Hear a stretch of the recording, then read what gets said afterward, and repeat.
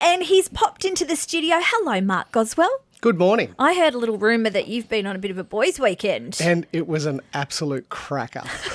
It feels good, doesn't it, when you come back from something so good? It does. Well, a little bit. Yeah, I saw how the other half live and I like it. So we kind of had a very big sporting weekend with a bunch of boys and we lived it up and did some of the high life things and Wow. I like it. Head's a little bit sore though, isn't it? Be honest. It is a little bit sore, yes. Too much bad food and a couple of red wines and Oh, dear. indulgence. But indulgence is good every now and then if you do it that's exactly infrequently. Right. Mark, today we're looking at when you might Dr. Google something or you might go get a scan done and you try to read it yourself like I did recently and then your conclusion is, it's cancer.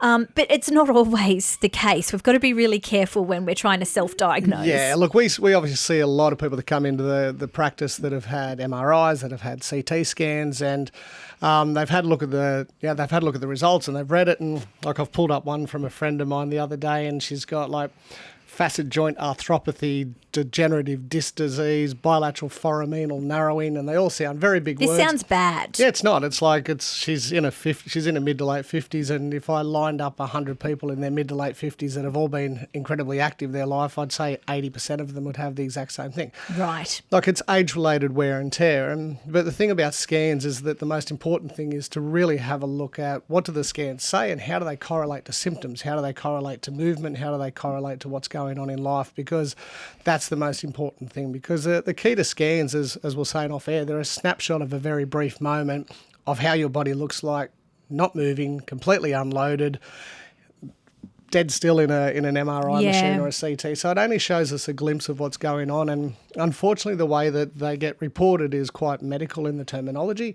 And our interpretation or misunderstanding of what's going on can freak people out before they actually get into people that are able to educate them on the realities of what's going on. And I guess there's sort of like a piece to the puzzle. You've got to look at your symptoms that you've got as well and see whether they match up with the scan or what's going on. One of the things that I always find funny is disc desiccation, which sounds absolutely terrible, but all it is just dehydration of the disc, which again, everyone in this room right now would have it in one way, shape or form. So why don't they just write that? Disc thirsty. Actually, I like that. Yeah, and look, it would be lovely if we could simplify things. And I don't know why they overcomplicate it, and because we need to go on medical terminology. But it's one of those things that it's about educating yourself, and Dr. Google is not the best way to educate yourself. No, look, I know most of us, I think now when we have something, the first thing we do is go to Google. 100%. Let's be honest. We go there and everything can lead back to you're going to die, basically, on Google. Yeah, I always say whenever you're looking up news or information, you rarely find good news. Bad news sells. So, the more you get some bad news, the more you go researching, the more you start looking up more pages, the more advertising that you can get access to. So I guess it can be helpful in terms of if you know what you've got, you can actually, you can find some stuff. But I think the key there is to read it and then speak about it to the professional that's obviously you. where an allied health professional comes in, and exercise physiology is one of those things, and it's about getting all of the information. And while I find scans are incredibly important because it's nice to know what you're actually dealing with, again, it's only a snapshot. It's like, how does that factor into your lifestyle? How does it factor into the history? How does it factor into the pain as well?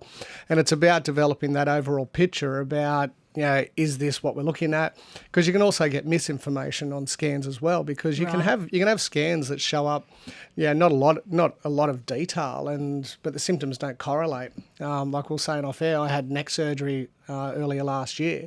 The scans actually didn't look that.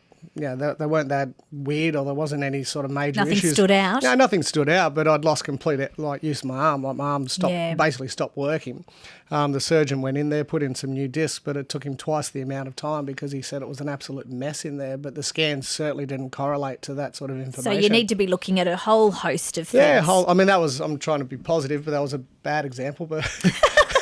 No, but it's a good point. Get all the bits of the information and then speak to your health professional or who you're working with, and that'll tailor your treatment as well, no doubt. Yeah, and there's and movement is the key to a lot of treatment. So obviously, gather all of the information and speak to people who actually know what they're talking about, because Dr. Google is just an algorithm. It's not they're not a health professional. Well, no doubt you're off for a bit of a marathon run because you're feeling pretty sprightly, so we'll let you go.